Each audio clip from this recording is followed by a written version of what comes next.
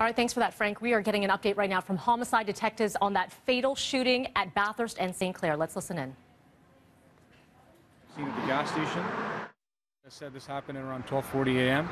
If somebody was in the area that might have seen our victim or anything in relation to suspects, we're encouraging them to contact Toronto Police Homicide at 416-808-7400.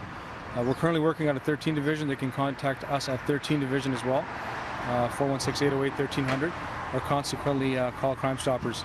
As I mentioned, we're still early on. We don't have a detailed suspect description, but we do believe it's one or possibly two males, and they were last seen on Claxton, which is a street right behind me. And as the investigation progresses and more information comes through, I'll be sharing that with the media. Is there any concern for public safety, Detective? I don't believe so. At this point, we don't have any information to indicate that. Thanks, Detective. Thank you. Thank you. And you were just listening in live to an update from homicide detectives regarding the fatal shooting at that gas station at Bathurst, just north of St. Clair.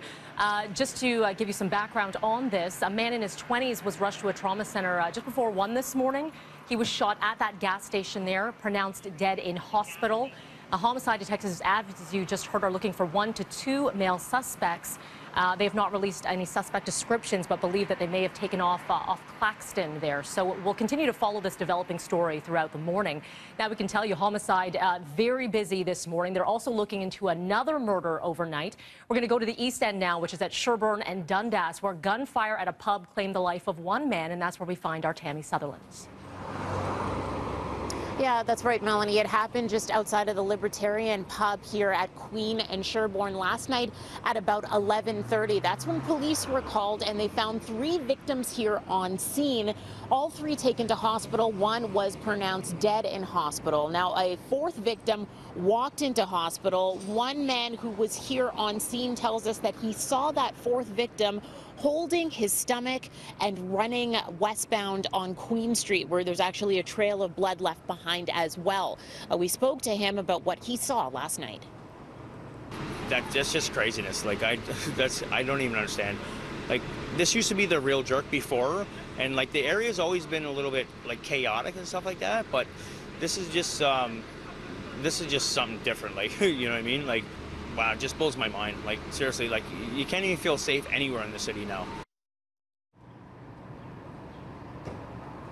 And that was a man who used to live here in the area and is surprised by the shooting, but not surprised by the crime here in the area. Says he saw it a lot while he lived here for 8 months. Now, police are here on scene. They're actually searching a garbage truck that is within the cordoned off area as well. And also police are going to be giving an update. Homicide detectives are expected to give an update at about 7:30 this morning at 51 Division. We'll bring that to you live as well. So far, no suspect description has been released. Mel, I'll send it back to you. All right, Tammy, thank you for that.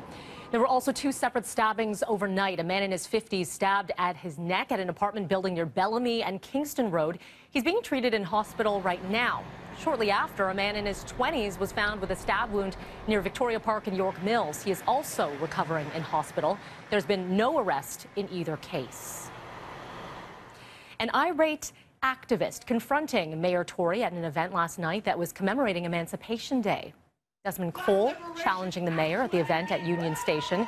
Tory was giving a speech at the 5th annual Underground Freedom Train Ride. It's an event celebrating the contributions of African Canadians in Toronto. Cole asked Tory about a police board meeting last month that was temporarily halted when Cole demanded to speak about the Dafonte Miller case. Cole was escorted from the building where the police board meeting was held, then was fined and warned not to return. I wasn't free to speak my mind last week at police services, and you walked out of the room and your board brought in police officers to arrest me. Why? Why did you do that? Because I dared to speak about 19-year-old Dafonte Miller, who was beaten by our police. Thank you very much, Mr. Cole. You're not welcome. The crowd briefly erupted into a chant of Black Lives Matter before the ceremony continued. Who are behind the scenes